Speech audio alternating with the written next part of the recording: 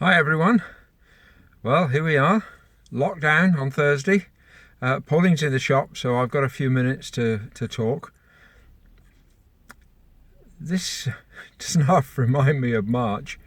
Um, Here we are again. This time supposedly only for a month.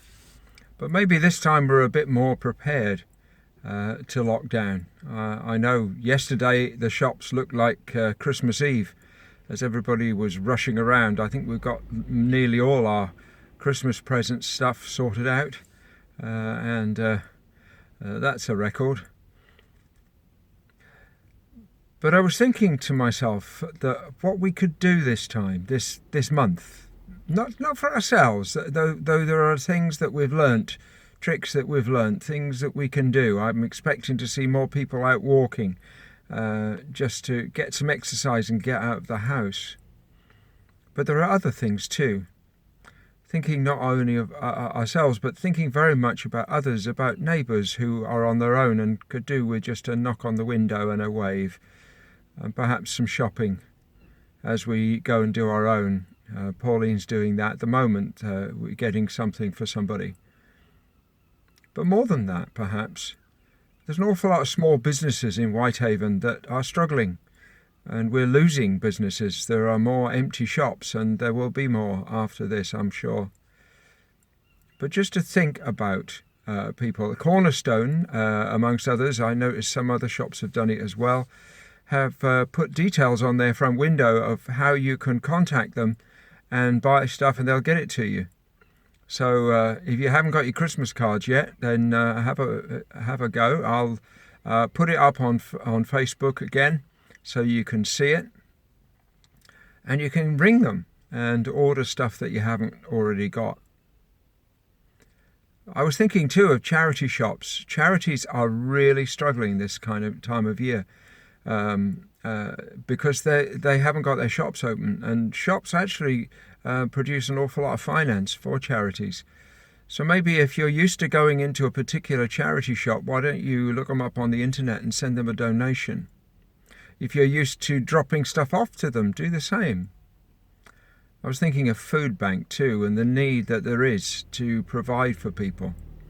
I know it's more difficult now to get stuff to food bank, but perhaps it isn't. Every time you go into one of the superstores, there is a food bank container. Every time you go in, why don't you buy a bit more and put it there? And then you can help other people. This is a time for helping other people. We're coming up to Christmas, but we should be doing this all year round. We should actually, while we are feeling locked down and while we're feeling down and while we're feeling dejected, we should be saying, yes, but how can I help others? How can I support others? That person's not in my bubble. I can't go and see them, but I could phone them. I could talk to them. I could wave to them. I could ask if there's anything that they need. So there is an opportunity for us to do stuff. And that really is it. Instead of getting all narked and upset, let's just get on and do stuff and help each other and care for each other. We can remember again those who are in the care professions.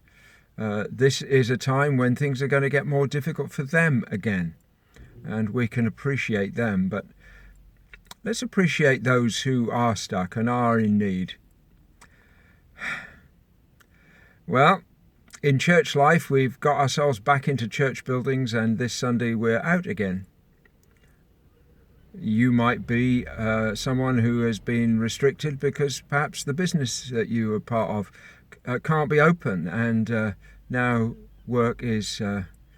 you can't exactly take it home. I was often thinking about this, when I was thinking about, if possible, take your work home, and just imagining my father used to work on the reactors at Sizewell Nuclear Power Station.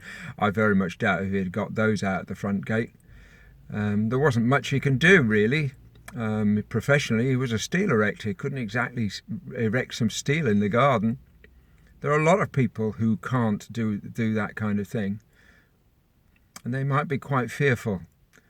They need encouragement.